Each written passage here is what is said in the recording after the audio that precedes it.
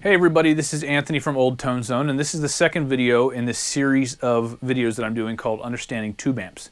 Now what I'm trying to do with these videos is to try and make tube amps a little bit more accessible for people that don't have engineering or technical background, so they can understand at least generally how they work and how to get good tone out of them. In the first lesson I talked about, why tube amps in general, what is so great about them, why do people want them. And in this one, I'm going to talk about the basic building blocks that tube amps use. Now, if you've ever gone to a store, you'll see amps ranging from a little Fender Champ all the way up to a Marshall half stack, and you got the Mesa Boogie amps, which are even more complicated than that, and it can be very confusing, but regardless of how many knobs or whatever, most amps have some of the same basic components. You got the preamp, you've got the tone controls, you've got the power tubes, you've got the output transformer, and the speaker. So let's talk about the preamp section. Well, there are really two main kind of tubes. Preamp tubes, which are little tiny ones like this, and power tubes, which tend to be a little bit bigger. But in most tube amplifiers, when you plug your guitar cable in, the first thing that happens is that the signal coming from your guitar cord goes through a series of these tubes. Now somewhere in between the different preamp tubes, and sometimes there's only one, sometimes there's more than one, if we didn't have any way to control how much of the signal from your guitar is getting put into these tubes, the first one would make it bigger, the second one would try and take that and make it even bigger, and what would happen is that they would just automatically distort, and there'd be no way for you to control it except by using your guitar volume. So whenever you see a tube amp that has a knob called input volume or gain or something related to that, as long as it's not called master volume, what that is usually doing is somewhere in the mix of those preamp tubes, it's taking whatever the signal is when it hits that knob and essentially cuts the volume down before it passes it along to whatever comes next. Now what this allows you to do is to control how much your preamp tubes are distorting. So first component is your preamp with usually an input volume of some sort to keep things under control there. Then you have your tone controls. And if you've ever used like a radio that had treble and bass knobs, it's essentially the same thing on guitar amplifiers. If you turn up the bass, the sound gets more bassy. If you turn up the treble, the sound gets more trebly. And I'll just do a simple demonstration here. If you take the sound that I have right now, and I turn, in this case, I have the treble turned all the way down, and I have the bass turned all the way up. The sound is very muted.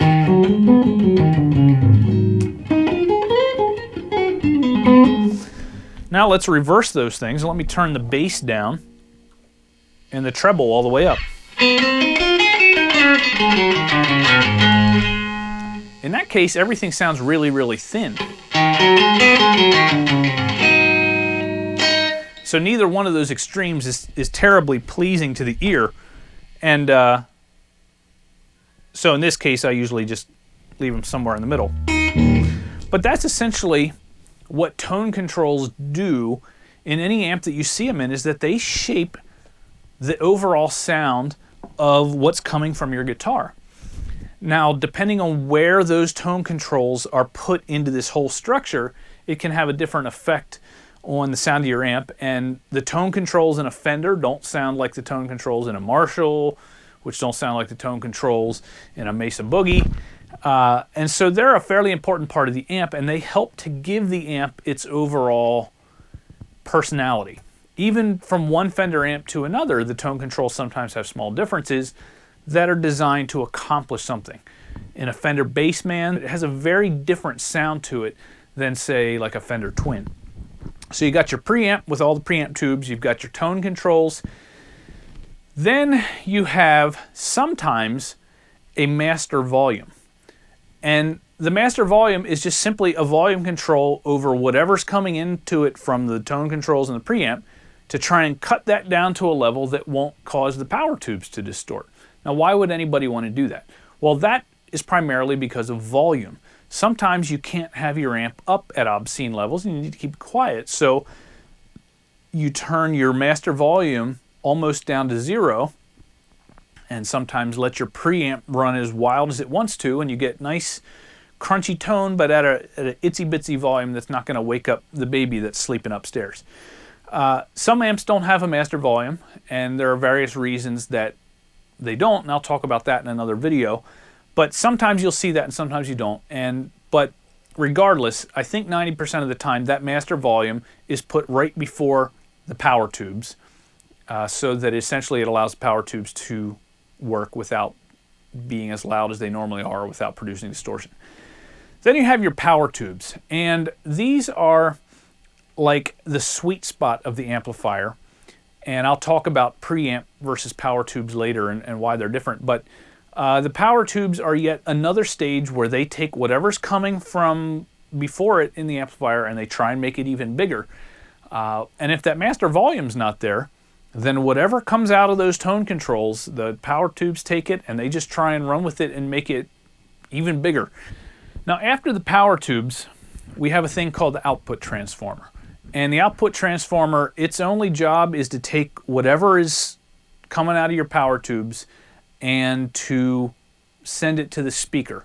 And then when the electrical signal hits the speaker, there's a magnetic voice coil in there, a magnet and some wire, and just because of the way electromagnetic fields work, when the little current goes through there, it causes the cone to move back and forth, and then that causes the air to move, which is how you're eventually able to hear it. So that's the basic structure of tube amps. You got your input tubes or your preamp tubes with an input volume to keep them under control. You've got your tone controls to adjust the overall sound that you're creating. Sometimes you got a master volume to cut things back to a reasonable level for the power tubes. Then the power tubes amplify whatever the master volume gives them, or the tone controls if there's no master volume there. Sends that to the output transformer. The output transformer makes that even bigger, gives it to the speaker moves, and you get to hear your note. There's another part of an amp that makes all of this possible, and that's the power supply. Now, all of these things, except for the tone controls, all of the tubes in your amp, they can't just work on their own. You essentially need to plug them in. Just like when you have a receiver for your home theater system, you can't just plug your speakers and your Blu-ray player into it and expect something to come out. You have to plug it into the wall. You've got to give it electricity to do its work with. Well, tubes are the same way. And in every tube amp, you have the power supply section, which takes the voltage from your wall and it makes it sometimes 4 or 5 times bigger and essentially connects to the tubes. So now the tubes have sometimes between 3, sometimes as many as 500 volts to work with.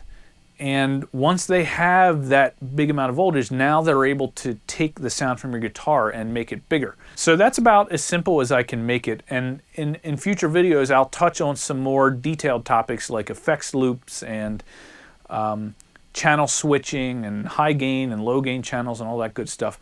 But those are the basic ingredients of most amps that you look at. Just try and remember that in most amps, those ingredients are all at work, and it might help you to make a little bit more sense out of the front panel of some complicated amp that you look at. So until next time, thanks for watching.